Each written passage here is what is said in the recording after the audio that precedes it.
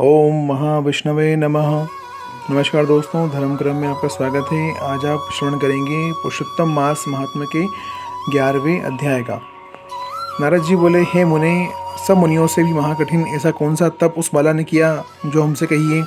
तब नारायण बोले, वह बाला सनातन शिव का अत्यंत उग्र तप करने लगी, जिनके सर्पों के आभूषण नंदी भृंग से सेवित 24 तत्वों और 3 गुणों से स्तुत किए गए। वहाँ 8 सिद्धियों और प्रकृति पुरुषतु और जटा मृकुट से शोभित बाल में अर्धचंद्र ऐसे शिव को उद्देश्य करके वह बाला ग्रीष्म ऋतु के सूर्य में पंचाग्नि में स्थित हो दुष्कर तप करने लगी।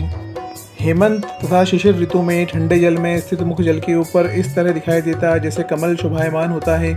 उसका ऐसा उग्र तप सुन इंद्र महाचिंता को प्राप्त हो गया।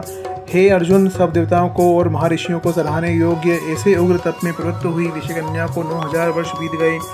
फिर पार्वती पति शंकर ने उसके तप से प्रसन्न होकर उसे अपना अगोचर रूप दिखाया। उस रूप को देखकर वह कन्या झटपट खड़ी हो गई, मानो उसकी देह में प्राण आ गए। तब से उसका शरीर जो दुर्बल हो गया था, मानो हष्टपुष्ट हो गया। उस बाला ने नम्र होकर शिव शंकर को प्रणाम किया और विश्व वंदित श्री विष्णु का मानव सुचार से पूजन किया और उनकी स्तुति करने लगी। हे राजन, जब उस मेधावी ऋषि की तपस्विनी पुत्री शंकर जी की स्तुति कर शांत हो गई, तब महाउग्र तप से उसका किया हुआ स्तोत्र सुन प्रसन्न सदाशिव बोले, हे तपस्विनी, तेरा कल्याण हो, मनोवांछित वर मांग। महाआनंद में मग्न बाला ऐसा सुनकर प्रसन्न हुए शिवजी से यह वचन बोली, हे दीनानाथ, यदि आप हम पर प्रसन्न हो तो हमें पति दीजिए। ऐसा वह 5 बार कहकर शांत हो गई। तब शिवजी मुनि बाला से बोले, कन्ये, तूने जो अपने मुख से कहा वैसा ही होगा। तूने 5 बार पति मांगा, सो हे बाला, तेरे 5 पति होंगे। कृष्ण जी कहने लगे, शिव के ऐसे अनिति प्रिय वचन सुन वह बाला बोली, है सदाशिव, एक स्त्री के एक ही पति हो सकता है। कहीं भी 5 पतियों वाली स्त्री न देखी न सुनी। एक पुरुष के 5 स्त्रियां तो हो सकती हैं, मैं 5 पतियों वाली कैसे होंगी। आपको ऐसा कहना योग्य नहीं। हे प्रभु, ऐसा वरदान देने से आपको ही लज्जा होगी। उस बाला के ऐसे वचन सुन श्री शिवजी बोले कि इस जन्म में नहीं, अगले जन्म में होंगे। वहाँ तू तपोबल से अग्नि से उत्पन्न होगी और वहाँ भर्ता से उत्पन्न सुख को प्राप्त हो परम पद को प्राप्त होगी।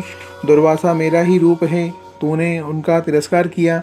यदि दुर्वासा ऋषि कोपायमान हो जाएं तो तीनों लोकों को जला देवी। तूने अत्यंत ब्रह्म तेज का तिरस्कार किया है। तूने भगवान के प्रिय पुरुषोत्तम मास का व्रत नहीं किया, जिसे श्री कृष्ण ने सब ऐश्वर्य सौंप दिया है।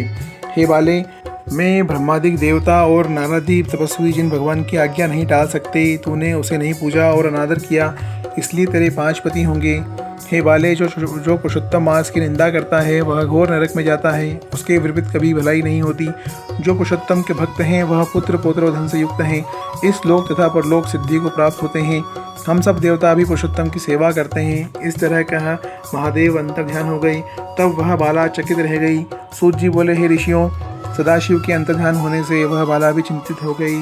ओम नमो भगवते वासुदेवाय।